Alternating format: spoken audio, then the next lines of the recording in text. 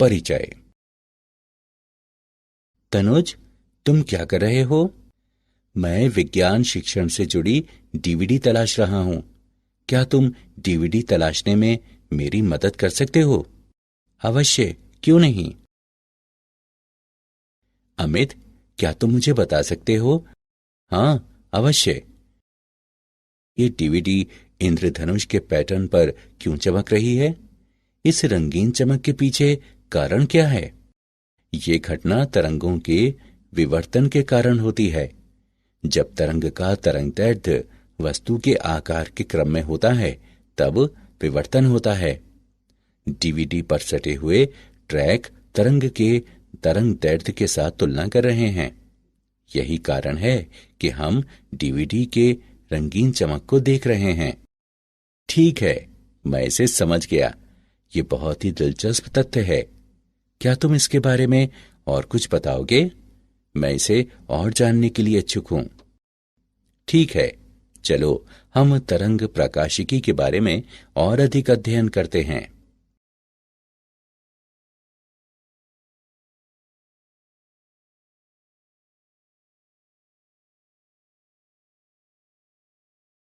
उद्देश्य।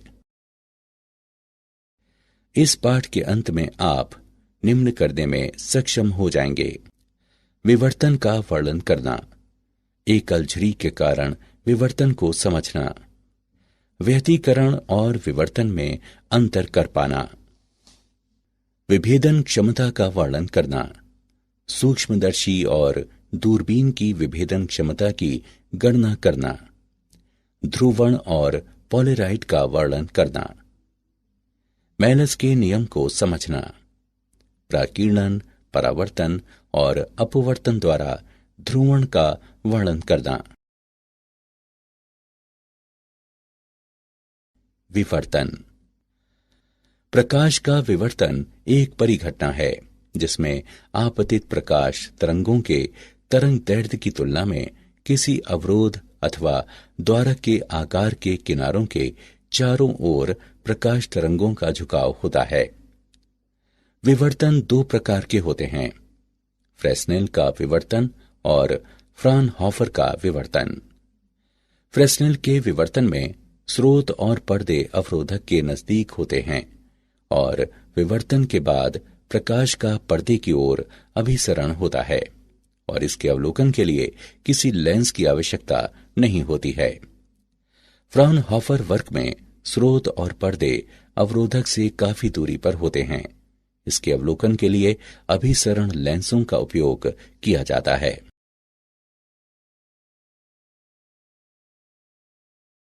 एकल झिरी के कारण विवर्तन। मान लीजिए कोई समतल तरंगाग्र झिरी AB पर आपतित होती है। आपतित तरंगाग्र का प्रत्येक बिंदु द्वितीयक तरंगिकाओं का स्रोत होगा। ये तरंगिकाएं समान कला में तरंगाग्र से निर्गत होती हैं। केंद्रीय उच्चिष्ट को समझने के लिए एक झिरी की कल्पना की जा सकती है जो झिरी के समानांतर समान चौड़ाई के काफी संकीर्ण पट्टियों में विभाजित है। तभी तरंगिकाएं समान कला में संकीर्ण पट्टी से उत्पन्न होती हैं। ये सभी तरंगिकाएं समान कला में O बिंदु पर पहुंचती हैं। ये तरंगिकाएं एक दूसरे को सहायता देकर O पर उच्चिष्ट तीव्रता देती हैं। अब हम द्वितीयक निम्निष्ठ और द्वितीयक उच्चिष्ट की उत्पत्ति पर विचार करें। द्वितीयक तरंगिकाएं कोण थीटा से विवर्तित होकर पर्दे पर सामान्य बिंदु P पर पहुंचती हैं। समान कला में तरंगिकाएं P पर नहीं पहुंच पाएंगी क्योंकि P पर पहुंचने के लिए असमान दूरी तय करती है। चरम तरंगिकाओं के बीच पथांतर दिया हुआ है, Bn बराबर D sin थीटा। किसी कोण पर प्रथम द्वितीयक उच्चिष्ट की स्थिति 3 लैम्डा बटे 2D के बराबर है। किसी कोण पर द्वितीयक उच्चिष्टि की स्थिति 5 लैम्डा बटे 2D के बराबर है। यहाँ nवा उच्चिष्ट के लिए किसी कोण पर स्थिति 2n + 1 लैम्डा बटे 2D के बराबर है। द्वितीयक उच्चिष्टि की चौड़ाई और केंद्रीय उच्चिष्ट द्वितीयक उच्चिष्टि की चौड़ाई है बीटा बराबर डी लैम्डा बटे डी। केंद्रीय उच्चिष्ट की चौड़ाई दी हुई है बीटा शून्य बराबर 2d लैम्डा बटे डी। यदि झिरी संकीर्ण है तभी कोई विशिष्ट विवर्तन पैटर्न संभव है। यदि झिरी पर्याप्त रूप से बड़ी है तो द्वितीयक उच्चिष्ट दृश्यमान नहीं होगा।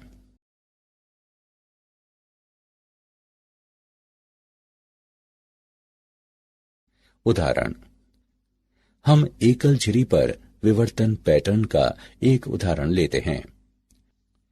0.25 मिलीमीटर की एकल झिरी के कारण विवर्तन पैटर्न के केंद्रीय उच्चिष्ट और प्रथम क्रम उच्चिष्ट के बीच कोणीय प्रसार निर्धारित करें।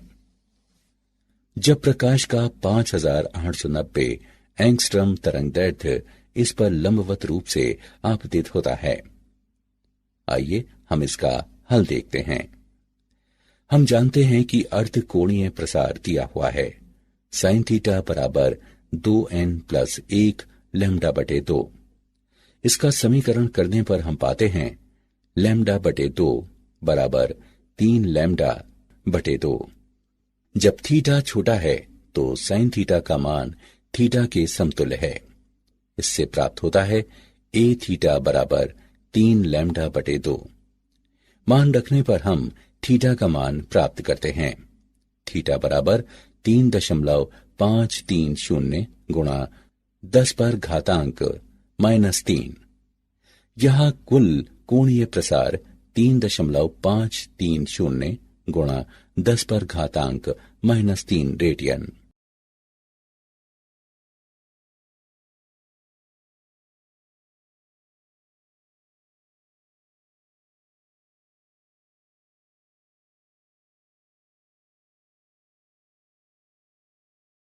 व्यतिकरण और विवर्तन के बीच अंतर।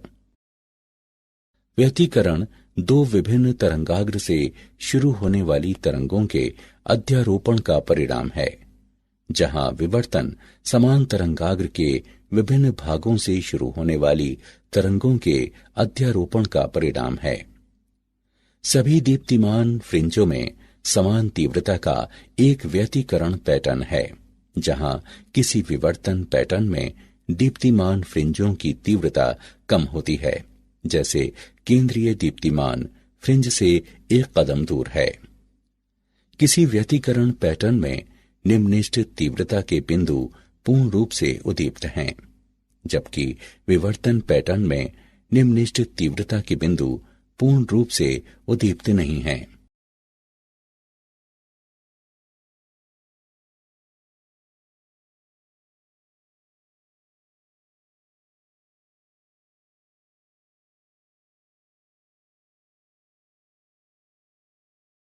विभेदन क्षमता। किसी प्रकाशकीय यंत्र की क्षमता जिससे काफी नजदीकी दो वस्तुओं के अलग बिंब उत्पन्न होते हैं, उसे विभेदन क्षमता कहते हैं। रेले कसौटी। जब विवर्तन पैटर्न के केंद्रीय उच्चिष्ट में एक बिंदु स्रोत प्रथम निम्निष्ट के विवर्तन पैटर्न के अन्य बिंदु स्रोत पर गिरता है, तो दोनों बिंदु प्रकाशिकी यंत्र द्वारा विभेदित कहे जाते हैं। लेंसों की विभेदन क्षमता। लेंस की विभेदन क्षमता वो योग्यता है जो एक दूसरे से नजदीक दो बिंदुओं को अलग कर सकती है। विभेदन क्षमता लेंस के द्वारक का समानुपाती और उपयोग में लिए गए प्रकाश के तरंगदैर्घ्य का व्युत्क्रमानुपाती होती है। सूक्ष्मदर्शी की विभेदन क्षमता। सूक्ष्मदर्शी की विभेदन क्षमता को दो बिंबों की बीच की दूरी के व्युत्क्रम के रूप में परिभाषित किया जा सकता है, जिसे सूक्ष्मदर्शी द्वारा अलग किया जा सकता है। 1/Δd बराबर 2 म्यू sin थीटा बटा लैम्डा, जहां लैम्डा प्रकाश का तरंगदैर्घ्य है। म्यू माध्यम का अपवर्तक सूचकांक है। थीटा बिंब बिंदु से प्रकाश की शंकु का अर्थकोण है। म्यू साइन थीटा अभिदृश्यक का सांख्यिक द्वारक कहलाता है। सूक्ष्मदर्शी की विभेदन क्षमता को बढ़ाने के लिए बिंब और अभिदृश्यक के बीच उपयुक्त तेल का उपयोग कर म्यू को बढ़ाया जा सकता है।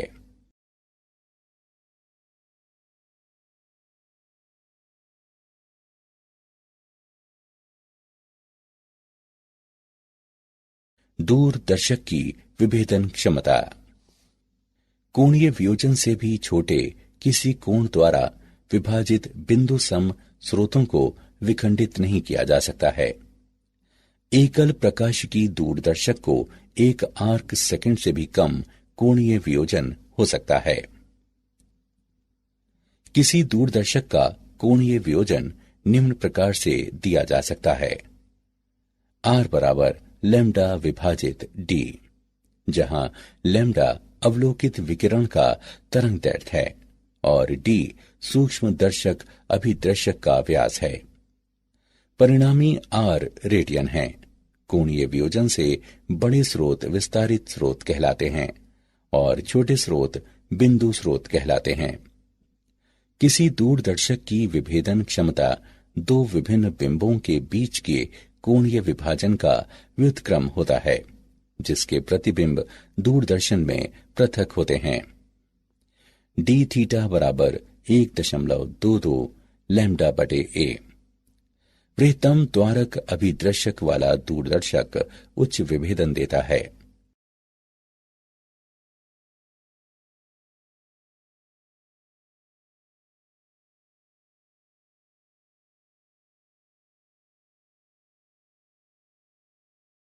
ध्रुवण।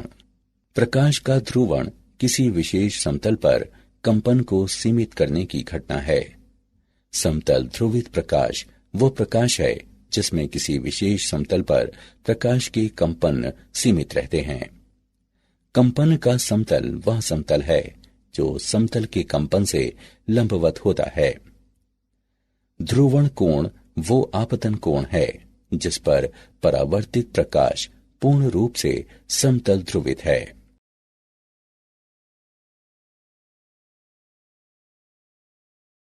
पोलेराइड। पोलेराइड एक प्रकार की प्लास्टिक शीट है जो सामान्य प्रकाश के प्रसारित पुंज को पोलराइज कर सकती है, क्योंकि ये दीर्घ समानांतर अणुओं से बनी होती है। ये सिर्फ समतल ध्रुवित को स्थानांतरित करती है यदि ये अणु ध्रुवण के समतल के समानांतर है। चूंकि परावर्तित प्रकाश आंशिक रूप से ध्रुवित है, इसका इस्तेमाल अक्सर चमक खत्म करने के लिए धूप वाले चश्मे में होता है। पोलेराइड की मदद से अध्रुवित प्रकाश से रेखीय ध्रुवित प्राप्त किया जा सकता है। ध्रुवण की दिशा जो ध्रुवीकरण पदार्थ को गुजरने की अनुमति देती है उसे संचरण अक्ष कहते हैं।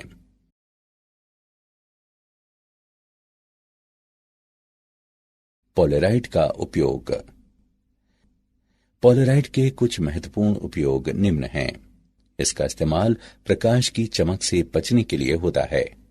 जब हम पोलेराइड लगे धूप के चश्मे का इस्तेमाल करते हैं, आंखें किसी चमक को महसूस नहीं करती हैं। धूप की चमक से बचने के लिए कार की हेडलाइट और खिड़की के पर्दे पर पोलेराइड शीट लगाई जाती है।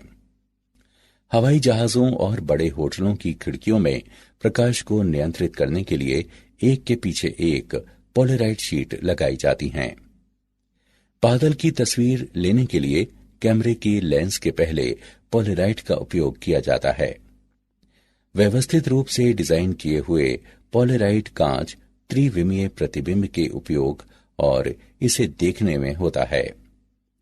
इसका उपयोग धातुओं के प्रकाशकीय गुणों के अध्ययन में भी होता है। मेलस का नियम। मेलस के नियम के अनुसार जब पूर्ण समतल ध्रुवित प्रकाश विश्लेषक पर आपतित होता है, विश्लेषक द्वारा संचरित प्रकाश की तीव्रता संचरण अक्षों और पोलराइजर के बीच कोज्या के कोण के वर्ग का सीधा समानुपाती होती है। मान लें कि थीटा पोलराइजर की संचरण दिशाओं और विश्लेषक के बीच का कोण है। विश्लेषक द्वारा संचरित प्रकाश की तीव्रता थीटा के साथ बदल जाती है। इसके अनुसार I बराबर I0 cos थीटा का वर्ग, जहां I0 विश्लेषक में प्रवेश करने वाले प्रकाश की तीव्रता है। प्रकीर्णन के द्वारा ध्रुवण। मान लें एक अध्रुवित प्रकाश y अक्ष पर भ्रमण करता है और गैसीय परमाणु A पर आघात करता है। परमाणु के इलेक्ट्रॉन आपतित तरंग के दोलन द्वारा XZ सतह पर दोलन करते हैं। विकिरण O पर पहुंचकर द्विध्रुव से चारों ओर से A पर आकर Z दिशा में दोलन करता है और Z दिशा में रेखीय ध्रुवित होता है। संचरित विकिरण Y अक्ष पर ध्रुवित होता है, क्योंकि दोनों द्विध्रुव Y दिशा में समान रूप से विकिरित होते हैं। सूर्य की रोशनी में परमाणुओं का प्रकीर्णन होता है, या पृथ्वी के वातावरण में अणु भी ध्रुवित हो सकते हैं। वातावरण की अनुपस्थिति में सूर्य की दिशा को छोड़कर आसमान काला हो जाता है। परावर्तन द्वारा ध्रुवण। जब दो पारदर्शी माध्यमों के बीच अंतर फलक पर प्रकाश पड़ता है तो ये आंशिक रूप से परावर्तित और आंशिक रूप से अपरिवर्तित हो जाता है। परावर्तित और अपरावर्तित प्रकाश की मात्रा अंतर फलक के संबंध में प्रकाश के ध्रुवण पर निर्भर करती है। मान लीजिए कोई अध्रुवित प्रकाश माध्यम 1 और माध्यम 2 के बीच अंतर फलक पर आघात करता है। किसी विशेष कोण पर ध्रुवण के साथ कोई परावर्तित प्रकाश नहीं है। सभी परावर्तित प्रकाश आपतित समतल के लंबवत रेखीय ध्रुवित हैं। ये आपतन कोण ध्रुवण कोण कहलाता है। tan IP बराबर n, जहां n उस माध्यम का अपरिवर्तित सूचकांक है जिस पर प्रकाश का आपतित होता है। यह समीकरण ब्रीवस्टर का नियम कहलाता है। अपवर्तन द्वारा ध्रुवण। जब कोई सामान्य प्रकाश ध्रुवण कोण पर ग्लास प्लेट पर आपतित होता है तो परावर्तित प्रकाश समतल ध्रुवित, जबकि अपवर्तित घटक आंशिक रूप से ध्रुवित है। अब यदि अपवर्तित किरण किसी दूसरे ग्लास प्लेट पर आघात करती है तो ध्रुवण कोण पर ग्लास प्लेट के दोनों सतहों पर इसी घटना का पुनरावर्तन होगा। यदि समांतर सतह वाले ग्लास प्लेटों की कई संख्या के साथ प्रक्रिया को दोहराया जाए और आपतित प्रकाश इसके ध्रुवण कोण पर हो तो इन बड़ी संख्या के प्लेटों के माध्यम से अपवर्तन लगभग आपतित समतल पर कंपन की तरह होगा। इस प्रकार संचरित किरण आपतन समतल पर कंपन के साथ समतल ध्रुवित है।